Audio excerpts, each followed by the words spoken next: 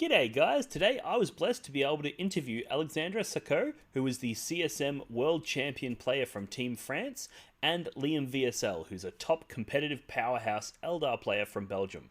We talked all about the WTC that's just gone, what they do to prepare, how they decide on their lists, how they do their team selection, some of their favourite highlights from the WTC, and then we just shoot the shit for a while. It was an absolute ripper conversation, and I hope you get a lot out of it. With that being said, let's get into the video.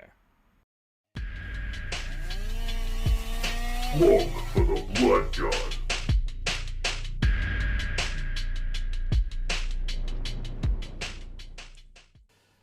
Alrighty, well, thanks again, both of you, for taking the time out of your Sunday to have a chat with me and the viewers. We really appreciate it. We've got Sacco, world champion CSM player for Team France this year, and we've got Liam VSL, the top competitive powerhouse from Team Belgium. So some really high quality players, so I'm hoping that through these questions we can sort of get some information out of you to sort of help elevate the game for everybody else that's listening. So really excited. So first, I think the best place to start is just to say huge congratulations to you both. You know, you've both achieved fantastic things at this recent WTC, and it's truly outstanding performances. So are you both well rested after? Did you guys take a break after the event, or is it just 40k all day every day for you guys? Maybe Sacco, if you want to grab this one first. Okay, let's go. Thank you very much for the invitation. I really appreciate going on your channel. I did it some years ago after the GT, and I like your content, so I'm happy to be there. Yes, after the WTC, that was exhausting weeks, but pretty happy with the result. And just after we get back, I went for a nice and small travel, and I'm back playing 40k every day, especially with Liam, with his with others are as well. But yeah, we play like one game a day at least, one of us. Yep. Hell yeah. What about you, Liam? So yeah, I mean, I had like something going on with life, like to work on other thing, but I have play. I think after like my first game was 3 days after the event, and I really started to play again. Right, like we are a bit 40k addict over here, so yeah, I start to prep for my next event that are coming out. So yeah, I'm already playing a lot. Guy, back on the train wagon. Like I changed faction and stuff, so like. Well, I guess changing faction helps freshen it up, right? Like, it saves it from being repetitive. Yes. I imagine you both put in a whole ton of practice games on the faction that you ran at the WTC. So, you know, having that opportunity to be like, you know what, I'm going to put the Eldar down for a minute and I'm going to play something else, I'm sure was the refreshing holiday you got, you know? So I guess the next question is, the WTC, obviously it's one of the most high pressure, most intense, but also the grandest events in the Warhammer 40k calendar. What would you say is each of your favorite part of the WTC? You know, the thing that keeps you coming back year after year, that really defines the event for you. Liam, do you want to grab this one? So generally speaking, what I like to do in WTC is partying and enjoying my my week with a friend, because like after like I think 7 or 8 years being in the hobby, I know pretty much everyone, so it's always like super cool to go grab drinks, eat together on the evening, stuff like that. This year it was a bit less of the case, so at least it's enjoying like the week with friends, right? Because when you're living with like your team, you played for a year basically, and you know them really well, so it's always like lead to like cool moment and chill time like outside of the event. So I would say that even outside of the event himself, I would say it's like really the social part that is around the event that is the best part. Absolutely. Sacco? The favorite part of the WTC is coming to the venue, because as Liam said, I like to see everyone, because you see most of them, I see them once in a year, so I'm pretty happy to see everyone again. But the thing is, why we go back every year is because it's a difficult question for France, because France prepare for the WTC the whole year. As you might know, we got a league system, a league championship that is all the year. So we got to each team see each other in France 3 times at least. So this is a world championship for the French captain, and then going to the WTC venue just to prepare for it. We have a lot of team events. So we are preparing during the year, and the WTC is at the end of that. So why is it important to come back? It's because the community help us very much to come every year. We got a nice French streamer that help us every day to come and help the community to grow. And we see more and more teams register for the French Championship. And I think this year we are almost at 200 teams just for France Championship. So WTC is a part of that, and this is just the ultimate achievement of this league system. So I mean, we are really proud, every member of the French team, to come and be there for the French community and the French nation, and to help for the WTC. It sounds like you guys do a really uh, good job of that sort of community aspect of Yeah. it and making sure that throughout the year you're rallying. I think one of the things about the WTC is that because it's such an intense event, it kind of provides a lot of value to all of the events that lead up to it because you're using those events to sort of identify players for your team, you're using those events to test certain factions, certain combinations of things. So it makes, not only is the WTC hyper valuable itself, but it makes everything else that you do throughout the year feel like it's building towards something. And then obviously that community aspect, hanging with your mates, socializing, those sorts of things also just really ramps up the value. Meeting people at the WTC that become your friends that you then see year on year, and you look forward to traveling to the WTC to catch up with them, that you only really get to see them in that space, is also a really, really cool element of it. I completely agree.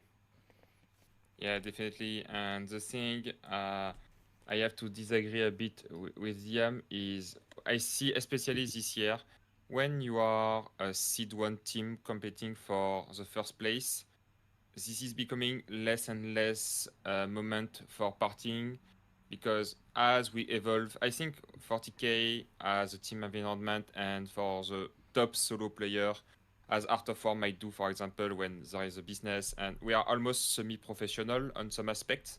And France, with the community, with the hotels that is paid for the player or anything else, we got a huge meeting just after the game. So a classic day for the WTC is we play 2 games, then we go back to the hostel, we take a shower, we eat something during a meeting that lasts at least 4 hours for tomorrow pairing, and we prepare with computer working on the pairing on for 4 hours before we go to sleep. So we see basically no one. We just can hang out because this is only WTC preparation during the event all night. And I think USA doing the same, Sweden start doing the same, Poland doing the same, and then we see less and less people after the game, only on the last day or just before the first day, maybe as a War Master or anything else.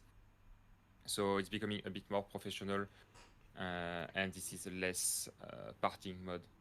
Yeah, one of the things that we do in Australia, which might be similar to what Liam and the Belgians do, is we have like intense practice leading up to the event, but then I intentionally put a few days in between all of that practice and the start of the event to give the team a bit of a break to decompress, to unwind, so that they're not going into the event super stressed and under a super amount of pressure.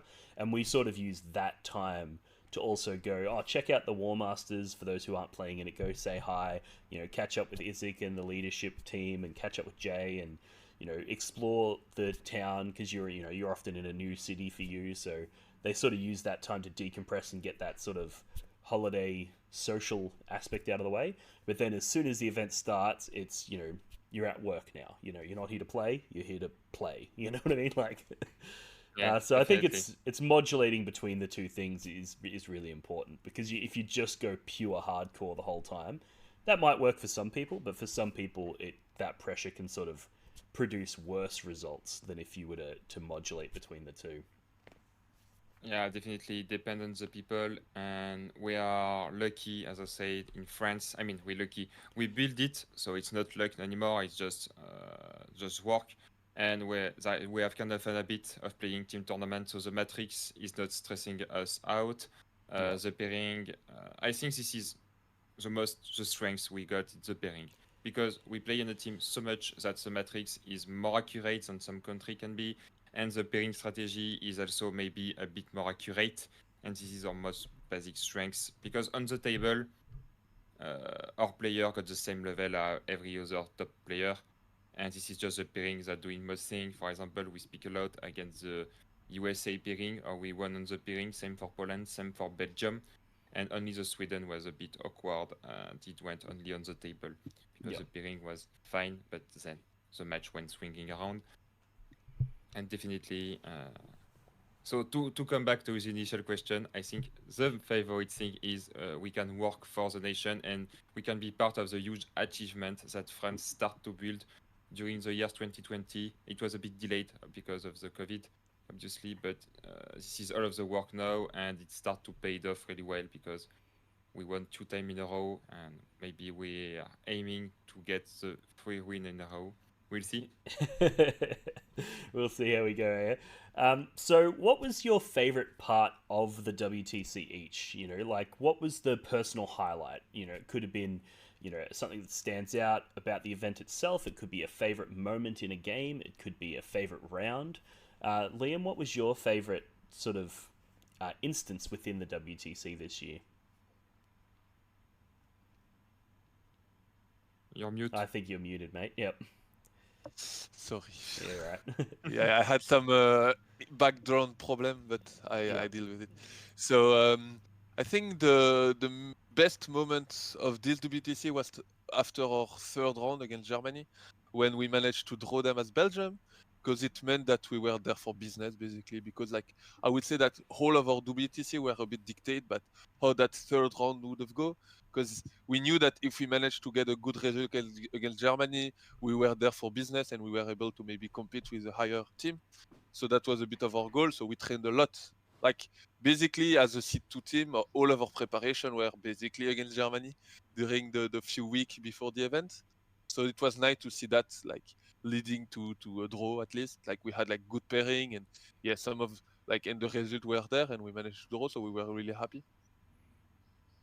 Yep. So that third round into Germany, like where as a seed 2 team, I imagine you would put almost all of your prep into, you know, that seed 1 team. Did you feel that cost you anything when you got later into the event and you'd put so much emphasis on that German team that you might not have put in sufficient effort into some of the other seed 1 teams that you ended up having to verse later on? Did you feel that come through, or?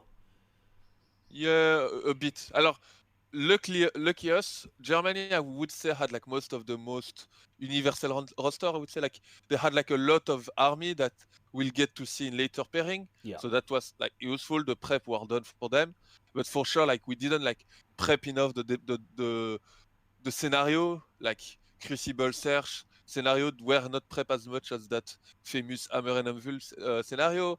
And some of the weird lists of like, especially on the last day, like of France or of Sweden, we were not really ready for. Yeah. So like all of that lead obviously to smaller, to less amount of prep. We were not ready, and like the result were a bit not there, but it's okay. Like we were a seed 2 team, so our first objective was to become a seed 1 team, and then when you are a seed 1, you can maybe take more time to prep for those last 2 days Yeah. and less about the pod. Yeah, well, it makes it a little bit harder because when you're a seed 1 team, you have to prep for all of the other seed 1 teams. Whereas as a seed 2 team, you know exactly that you're going to verse Germany, you know, so you know that you're going to get value out of that prep. Whereas like we prepped into England and we prepped into, you know, USA, and we didn't play any of those, so you know you get the wasted prep regardless of which way you do it, I guess. What about you, Sacco? Yeah. What was your highlighted The moment? personal highlight of the event was not for Team France, to be honest, because it went like smoothly. We end up winning all games. So personally, my personal highlight of the event was to see Belgium in final. Just facing Belgium in final get me pretty happy because I have a bunch of friends in Belgium, and I was pretty happy to see them just come from C2 just there, especially after the friendly taunt or trash talk from Germany at the start or any seed 1. And then just to see my friend and playing them in final was pretty cool to see. For France, there is no like personal highlight, especially winning the event is obviously a personal highlight and achievement, but Yeah. it was a bit too classic to say Yeah. that. Yeah. So I will just go for facing Belgium in final because it made me pretty happy. What about, was there any particular moment in either of your games that you were just like, maybe it was you need to make this 11-inch charge to get that objective, or, you need to pass slightly more 4-up invulnerable saves than normal? Like, was there any epic moment from your games that stood out to you? No, Sacco, I if you got want to some epic jump. moments. I went downward. Uh, I didn't get some epic moments that went upward for me this WTC. I got my well-possessed squad one-shot by Frigan and Dragons, or 7 of them dying to Dark Reaper and Moganra, for example. So that was a bit of this moment that I went through. That's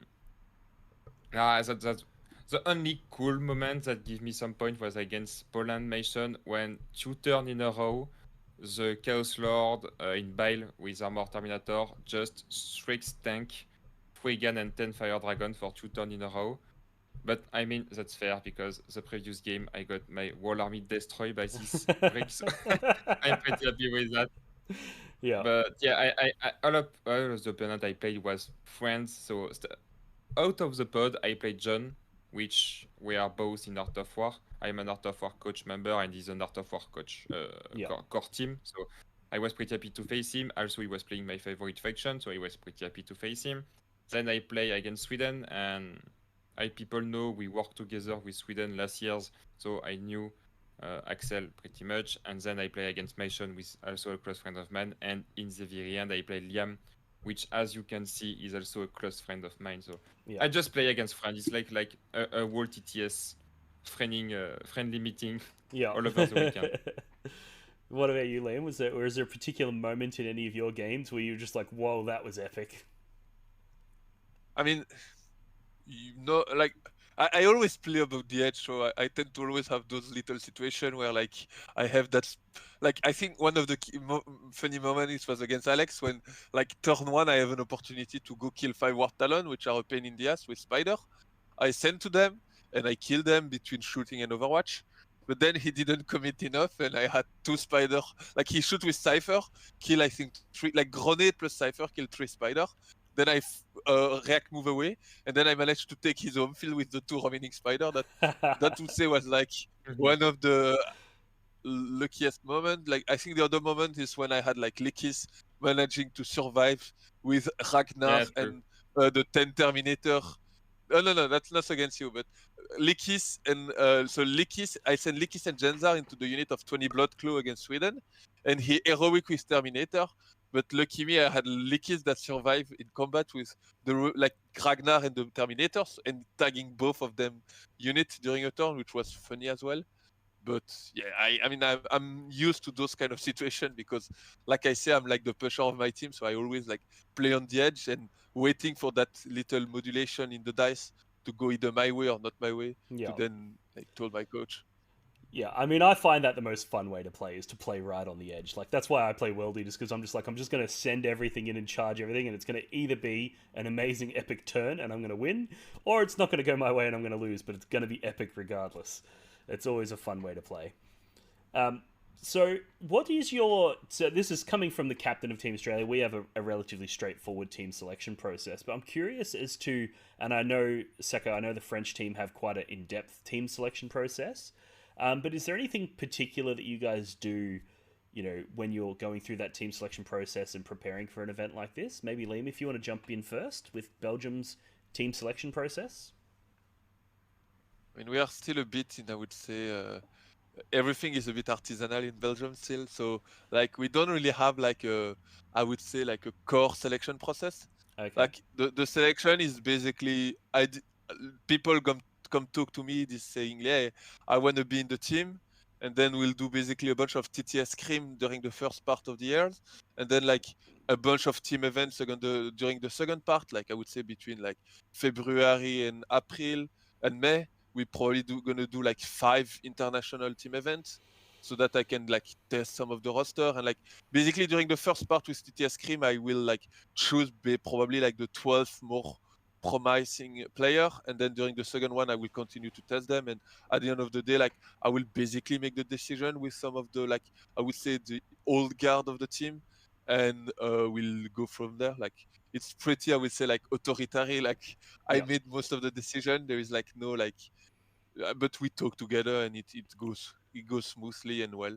That's very similar to how we do it in Australia. Is essentially like we do have a process of electing players and votes and all this sort of stuff, but it essentially boils down to the captain consults with the other experienced players and makes a decision. Like there's no formal sort of structure there. Yes. But I know France, you guys have got a pretty complex structure. Is that correct? Yeah, it's a pretty complex structure that look like a lot like the French administration could do.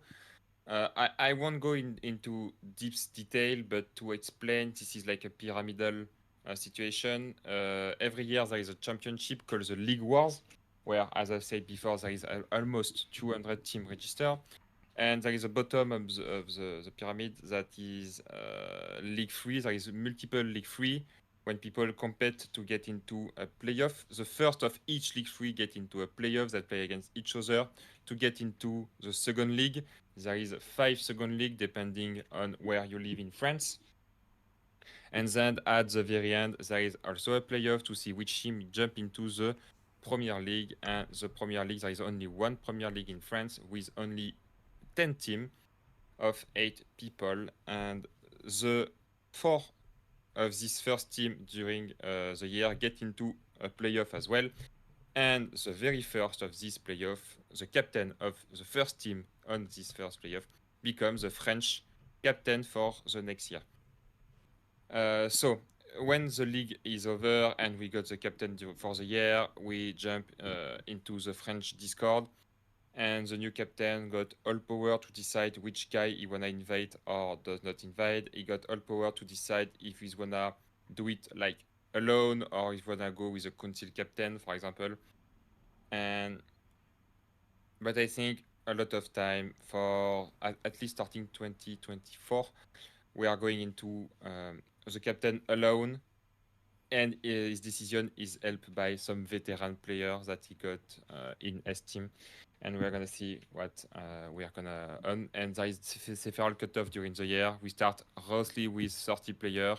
In January, we cut off to 20 players, and then we do another cutoff to 12 players, and at the very end, we cut for the 8 players are gonna play for France WTC, and each year we are gonna do that again and again and again to see what is going on. Yeah, this sounds like a really, really good system. I'd love to replicate something similar to that here in Australia. The challenge we have is that Australia is so massive that a lot of our communities don't really interact with each other. They're very separate, they're very isolated. So we sort of have to just pick the best people from each community, even if they've never played against each other, which can be quite challenging. But, you know, each nation has their own unique challenges, and that's just one of ours. So, I mean, it is what it is. What about when it comes to things like faction selection? So we've covered how you guys sort of go about selecting the players, but how did you each select your faction? And is your team got some kind of process that it goes through for selecting factions, or is it just left up to each individual player to pick what they want? Liam, what's Belgium do when it comes to factions? But in Belgium, we don't have like a vast number of players. So generally, what happens is we end up with a lot of what we call like OTP, like faction specialist. Yep. So like, I tend like in the past we'll build against the faction specialist. Like we basically decide to go full meta. But at the end of the day, the problem was we didn't have enough cohesion in the roster, and some of our players that basically had to jump from one faction that was kind of weak to a stronger faction, but didn't play that faction a lot, was at the end of the day not optimal. So this year we choose to like basically go for the full, like, my player that played their faction all year will just play that faction no matter what the strength of it. So like that's why at the end of the day we end up with like, we got lucky because like most of our faction were quite good. Like we had like a Chaos Knight specialist, so Chaos Knight were quite good.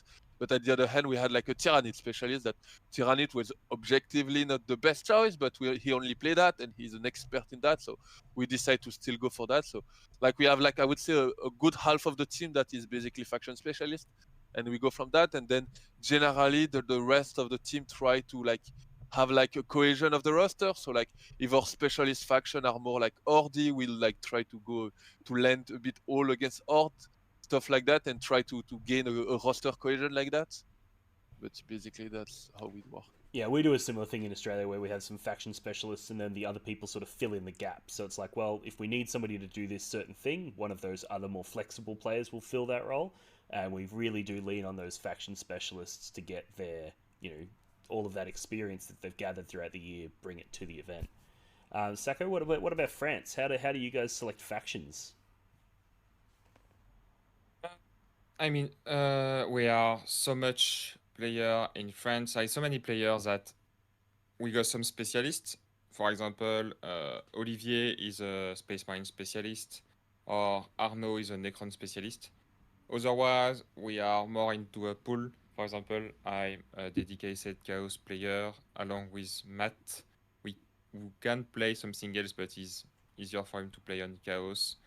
And we just play in our pool, and if we select a player that's either for his skill level, his mindset, or his pool of champ, for example, when I speak to Olivier, I got select myself for my individual and team result during the year, and we knew Chaos should be strong for this year.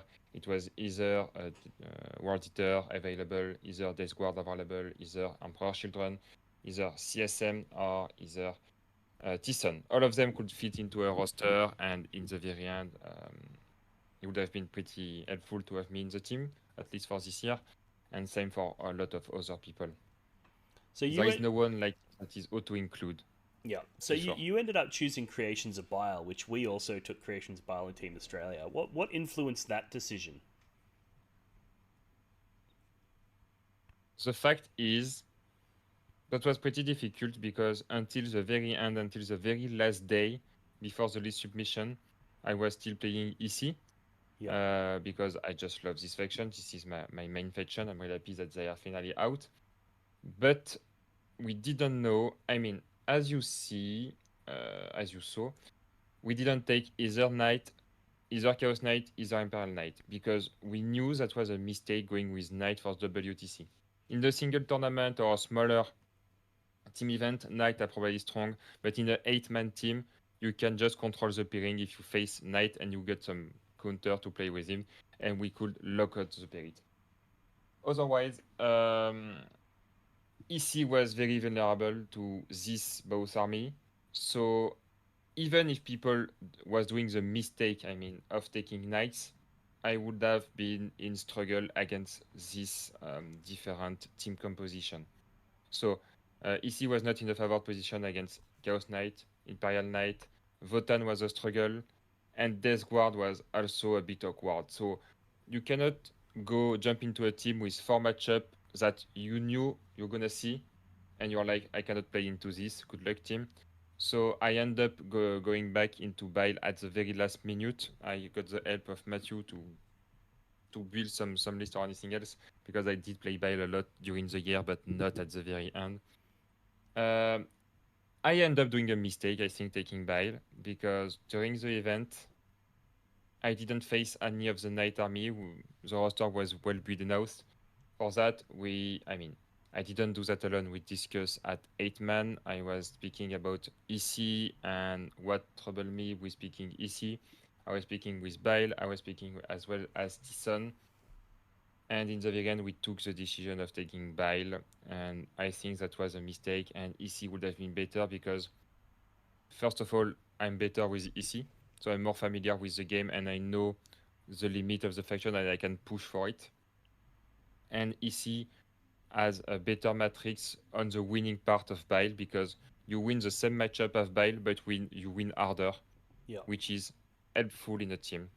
So Bile was at the very end okay, but not the best choice I could take, to be perfectly honest. Yeah, we had a similar thing with our Emperor's Children player, where literally like 2 or 3 hours before list submission deadline, he was like, it doesn't work, I can't do it because I get destroyed by Knights, I get destroyed by Death Guard, I get destroyed by Votan, the exact same thing. Only he pivoted onto the Sisters of Battle instead. Liam, what about you with your Eldar? Were you playing Eldar for the whole year? Was this a plan from the start, or did you similarly have some moments during your progress where you pivoted factions?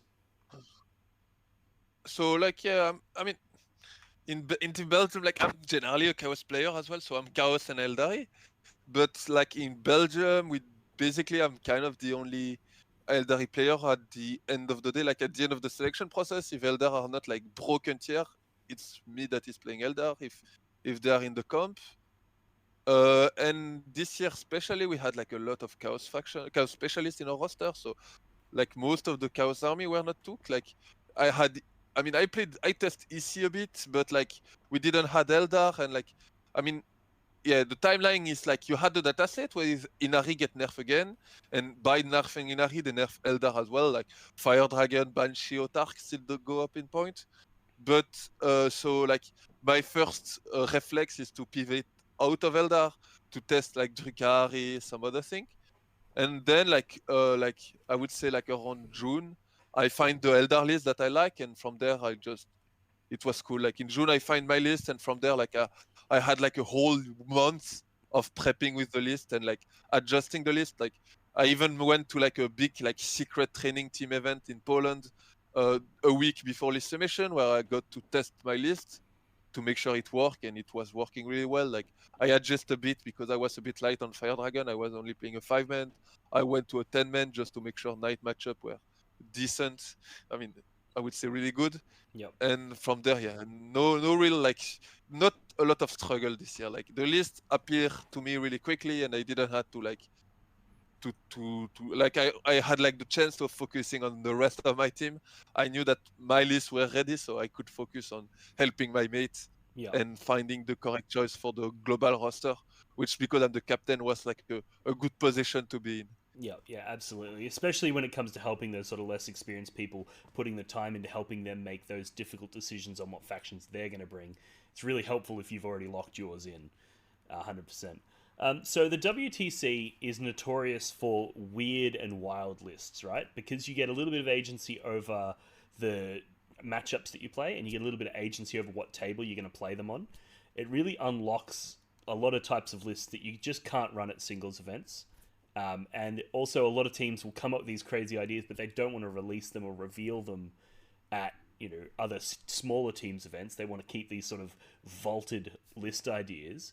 And then when the lists for WTC comes out, one of the most enjoyable things is just scrolling through all the lists and seeing which crazy lists are out there.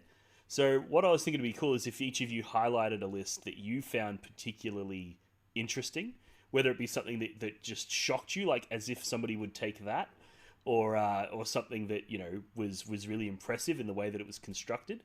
So Liam, what was your sort of highlight list, the one that stood out to you? I mean, so I want to mention first caveat it a bit because I think this year, from my perspective, there were not a lot of surprises in the list. Like Yeah, I'd agree. think we got the meta right, and like it was, I would say, less spicy than the previous year. So there were not as much like spicy lists that I could like take inspiration from. But I think one of the best lists I've seen in that WTC that I like it quite a lot was the Danish Thyssen list with the Terminator break, like the single 10-man in Covent. Like I quite like that list. Like I was already kind of looking a bit at Thyssen for my next tournament after WTC, and like that archetype seemed pretty nice. So congrats to them for finding it. It was super cool.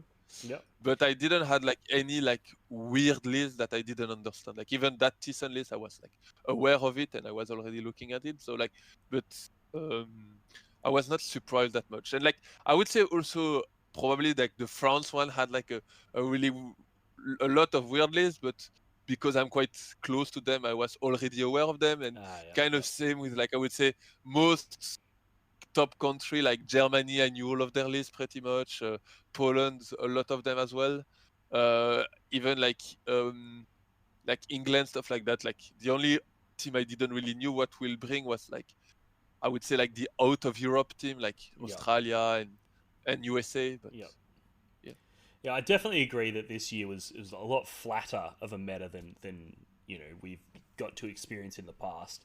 And it was very predictable. Like we just saw almost every team had Death Guard, almost every team had Knights, every team had, Necrons. Yeah, like there was a ton of factions that were just super highly represented. What about you, Sacco? What was your sort of highlight list, the one that stood out to you the most?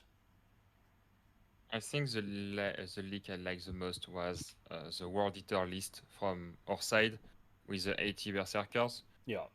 Because this is clearly a team list. It doesn't work at all in single. And in a team list, on a good table, on a good match, it can become really oppressive for the opponent to play against. And if this list got a good pairing, it's almost a 17-3 minimum. And that list worked really well. So we are pretty happy about this one. Yeah, And I think this is the only that list stood I out to found me. a bit side meta. But even with the Terminator Tyson, it was a bit of the side meta, but one of the best side meta. The best side meta was the Kroot hunting pack from Israel that worked during at least I know one game. I didn't know what he did after that when he won against Brian. But from a Seed 1 team, I think the best list was the 80 Berserker list from our side. It's such a nice tool in pairing and in the team. It's a bit difficult. Also, it's a bit more difficult to play than it would seem because against it's a not experienced player, you just have to go forward, charge and kill. It's absolutely not like that. It's more like a control board army. It's really, really, really fun and good list. So this is my favorite list at all. I was a huge fan of that Berserker list as well, for obvious reasons. But how hard was it for him to get everybody on board with that? I imagine because like the previous year, I took the 30 Terminator list, which turned out to do quite well. You know, the few games that I lost with it were because of me as a player, not because of the list. But it took a lot of convincing for me to convince the other Australians to let me run that. Did it take a lot of convincing for him? And what did you all say when he first said, "Guys, hear me out"? 80 corn berserkers. Like, were you all just like, what the fuck are you talking about, mate?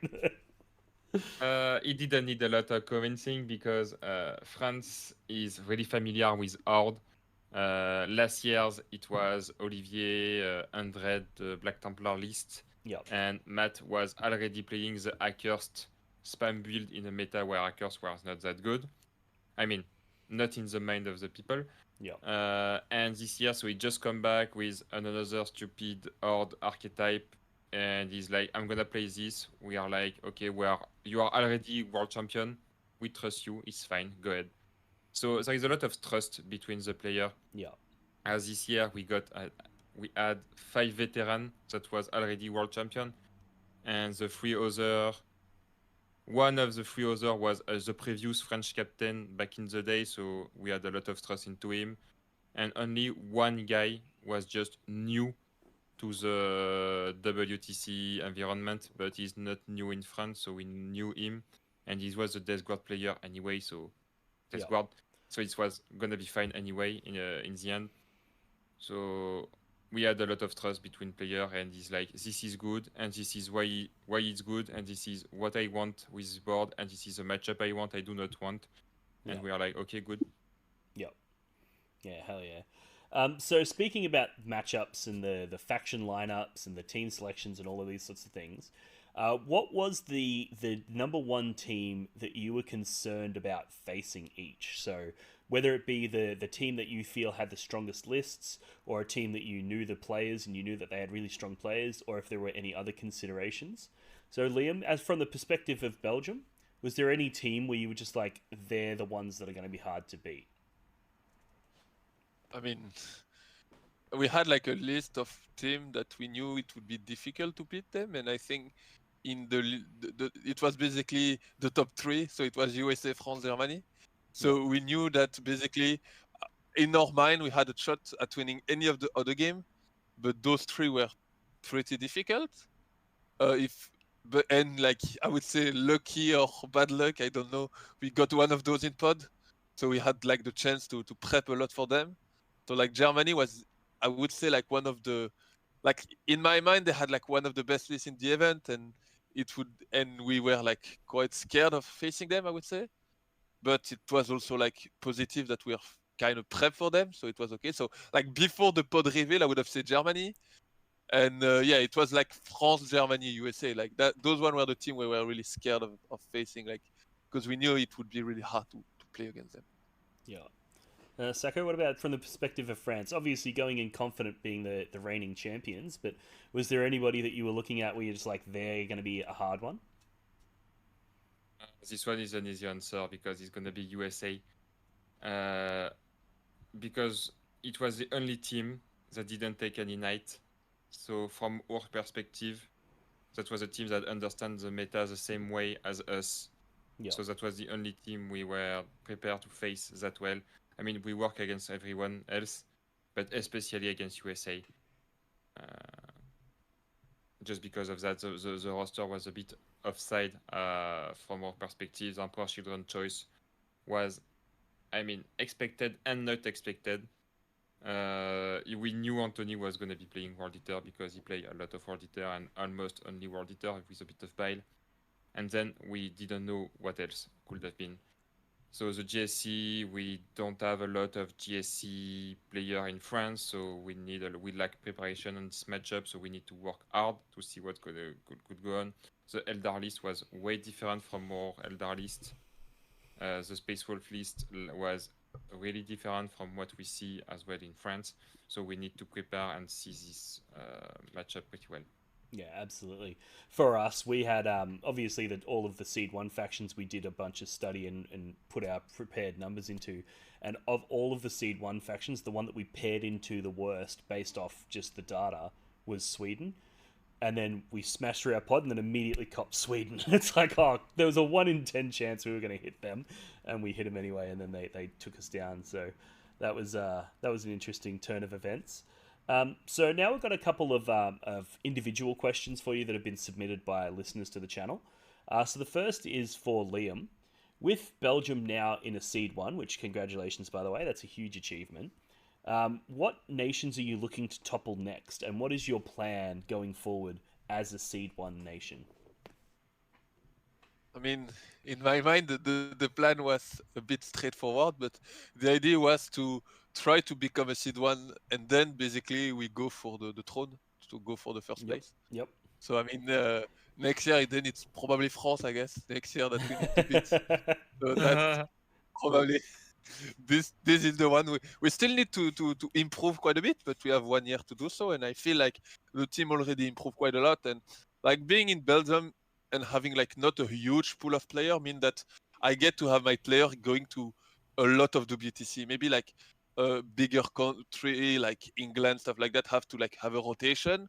Yeah. Belgium, I can like let like this year I had like 4 veterans and 4 new players, and I think next year I probably will play like at least like between the 4. Like right now, from the top of my head, I'm not one like I'll have like a more experience in my team because all those 4 new players now have like a WTC in their pocket. Yeah. So now they can like even if they don't necessarily play in the team next year, they can like help the community and help like all the prep together with the WTC experience. And like more and more players in Belgium now have the WTC experience, which I think is quite big for the following year. So yeah, I think like I would say France, the target is France next year. So it's a target on your back, Sacco.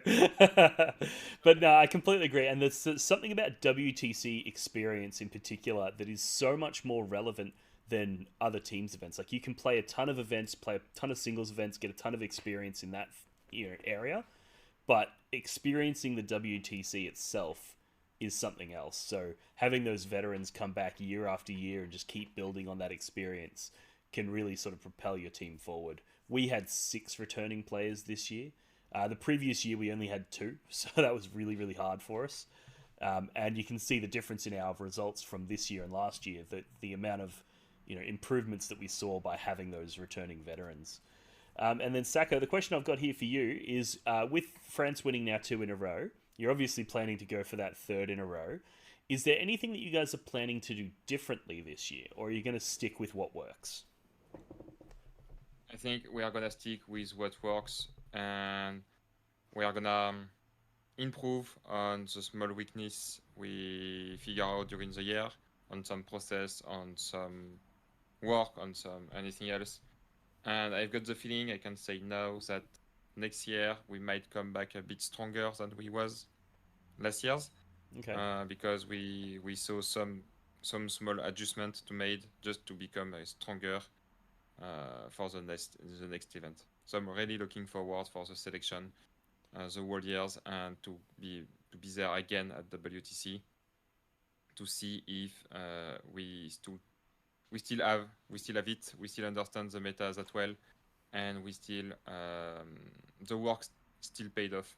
So yeah, definitely we are gonna try and improve again. Because when you start to lack of, when you are at the top, you can only don't fall. Yeah. You cannot go push anymore, and the only thing we can do is just secure the position. And because we did that now 2 times in a row, and as you discussed, veteran is important in France. Not only we have a huge pool of veterans, but we have 11 players that is at least one time world champion, and 5 of them are 2-time world champion. So I think we got a lot of experience to share with every new player that might come, and we got a huge player base that's gonna improve really fast. So yeah, that I can think help you'll you to probably secure. also have you'll have a lot of your community rally behind you because that you've achieved those results 2 times in a row. You're going to have everybody trying to help you achieve it a third time. Whereas I feel like Definitely. other nations where there's a little bit more jostling for positions of power and a little bit more jostling for positions on the team, that can be a bit disruptive. Whereas you guys, I imagine there's the sense of community in France right now would be palpable. So yeah, that's really exciting to see. And as we saw when France just won in 2024, people was searching for the why did we win, because France was not a team. That was a one seed one team, just not the team, not a podium team, just one seed one team like that.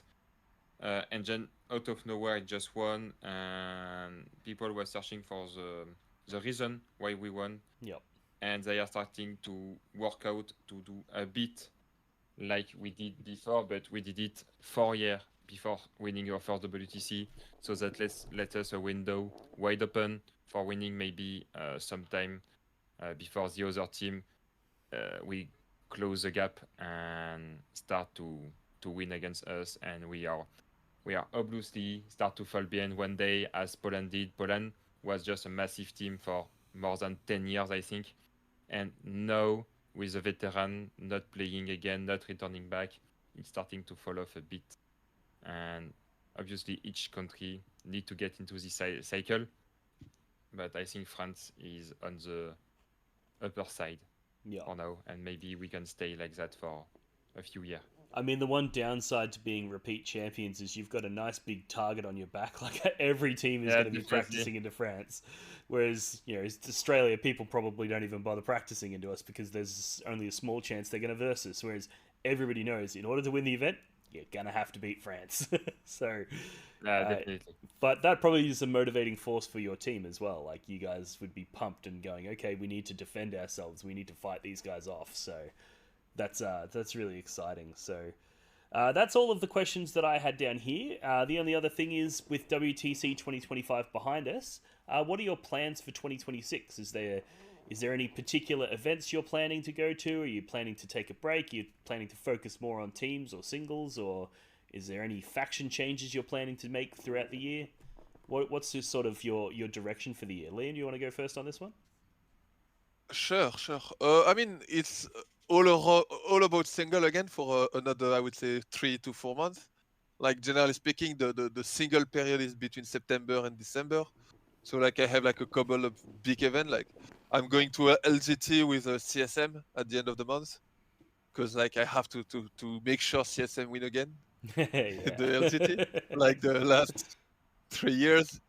Then it's gonna be like a couple of like I have a team event I still have a big team event in mid-September with Ignite and my international team, and then I have another kind of big tournament in Germany, probably a team as well, and then I'm going to Atlanta in November, so trying to go for the single tournament win here, and probably another team event either like in Poland or in Austria at the end of November. We'll see how I can make the Belgium team go to that.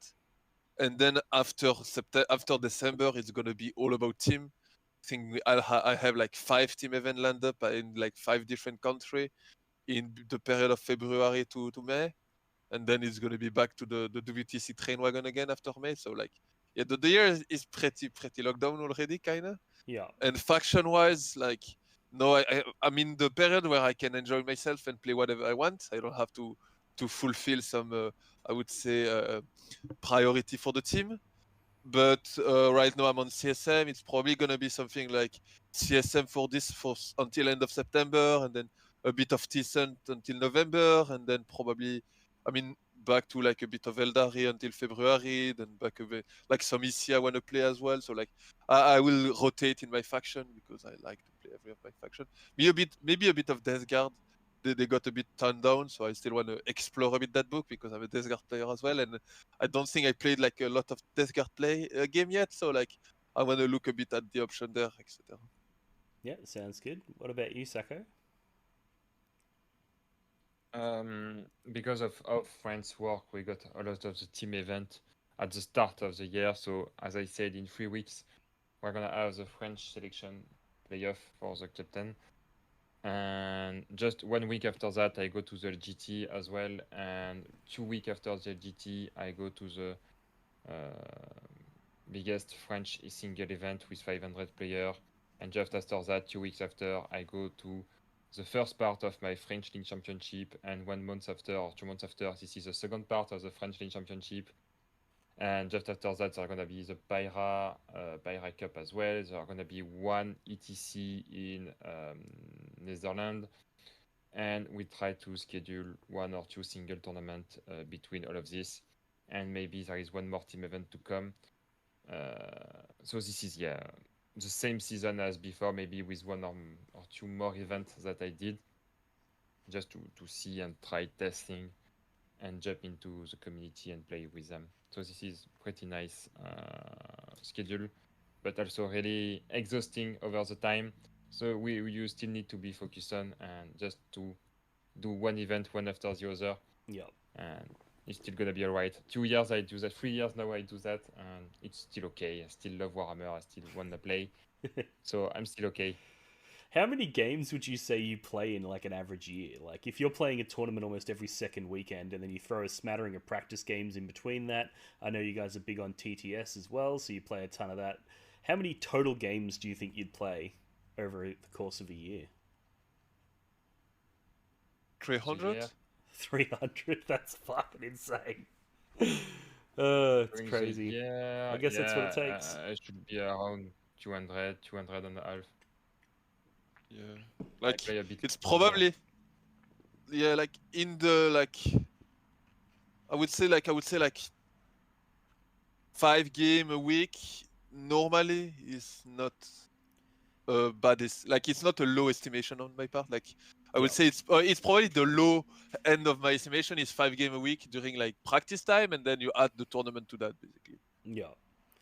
Which, Yeah, well, that explains why you guys are world champions. That's what it takes. I am not, but like it's around like Yeah. But how many tournaments do we do by year? It's like I just do some quick math. So if we play 5 games a week, which is alright because this is an average. So, I know on prep time I play way more than 5 games a week, and there is some weeks I don't play at all. So that's 260 games, and with a tournament, I think we are close to 50 gaming tournament. Should be alright, a good number. I think I'm I'm probably at closer to 100.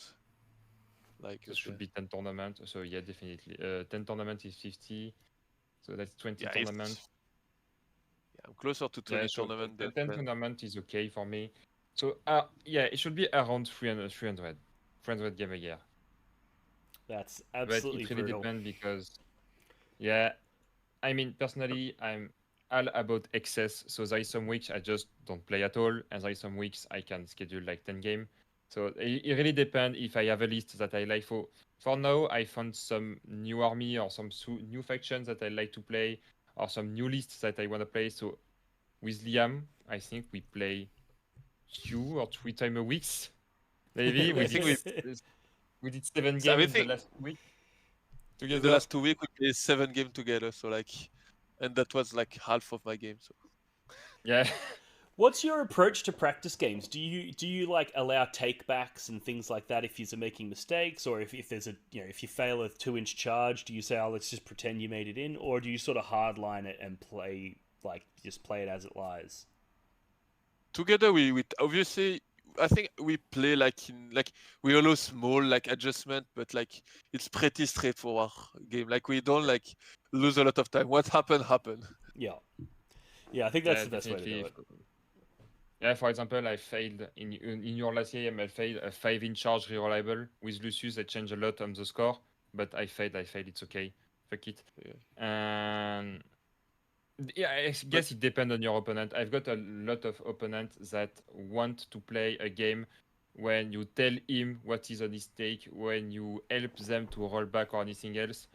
And I know a lot of people like to play like that, but this is not my way of training, because then I don't feel like I'm as well learning, because I just learn when I do a mistake and when I'm punished for it. Yeah. If I do a mistake and the opponent tell me, oh no, this is not a good position, I know I'm just gonna forget the next game. So I want to be punished in the game, and I want to see what I did do wrong. And also why I found this to be, in my opinion, a bit better than allowing rollback or anything else in the training game is, in a real game of 40k, especially in single, you're obviously gonna do mistake. You're gonna lose a unit that you didn't intend to lose. You're gonna lose something on a roll that you didn't want to lose. And if you don't know what you can do with what's remaining after a mistake, then you're not gonna push your army to the limit, and you're not gonna be able to see what your army can really do on a real condition. Because when you play the perfect theoretical game, then yes, your army is really good because you don't lose anything. You lose only what you wanna lose. Your opponent plays the way you wanna him to play, and I don't think this is how we play 40k on a real table, because you're doing mistake, your opponent doing mistake, and you need to adapt and adjust to that. So this is why I prefer this kind of game. And also, just one practical thing: when you talcode the game, it's way much longer than it should be. And I like to play with Liam because we play a straightforward game on TTS, and most of our game is basically done on 2 hours. Just deployment to turn 5 played. Because, for example, in a game with Liam, I'm like, okay, Liam, I'm gonna disembark this squad. I'm gonna advance. I roll my advance. Can you set up my unit so I can charge this one, so I can play the other side of the board, and we play really fast? And when he plays, like, I'm gonna disembark, charge that, so I place his model so he can play on the other way of the board, and we play really fast. But that's it. I think our game rarely take more than 2 hours to be played. We definitely. We go fast. I mean, I guess in the last few games we had more longer game that go until turn 5, but a lot of the time we play until turn 3, and we got to see what we wanted to see. Yeah, definitely, because the last game ended up with 2-point differential on the very last turn, 2 point on 100, so that was need to be played until the very end. Yeah, it's really inspiring to see two people from opposing teams working together like this. It's really, really cool. I find when it comes to practice, I like to break it down into 2 types of practice, whether you're testing the list or whether you're testing the player. So sometimes we'll come up with a new list idea, and we want to test, what does this list do? And if you fail that 5-inch charge, and now all of a sudden you don't get to see what that unit does when it makes it into combat, because it's just going to get blown up next turn, you're not really learning what the list has the capability to do. So we sort of do, in the earlier parts of the year, we do a lot of practice around testing list ideas and concepts. But then once the lists are locked in, then it becomes, well, now we need to train the player. We need to test the player. So that's when it's no takebacks, play with a chess clock. If you make a mistake, sit with it. And like you said, learn how to dig yourself out of a hole. Learn to go, okay, well, I've lost my big unit of, whatever it is. What can I do with my remaining pieces to sort of claw back a small win or a loss or whatever? So I try to break it down into the two sides of the coin. And then also it depends on, like you said, who you're playing with. If you're playing with somebody who hasn't decided on what they want to run yet in their list, maybe you're a little bit more forgiving. But if you're playing against someone, it's they've locked in their list, you've locked in your list. It's all right, let's lock horns then and just have a proper game. So it's interesting to see the different directions that a lot of people do take. But yeah, so unless there's anything that you guys want to add on the end here, maybe if you guys want to do some shout outs for the various channels and communities that you work with. Liam, do you want to go first and shout out anything from Belgium? Yeah, I mean, I can shout out Belgium. Team Belgium Facebook page. You can follow us there.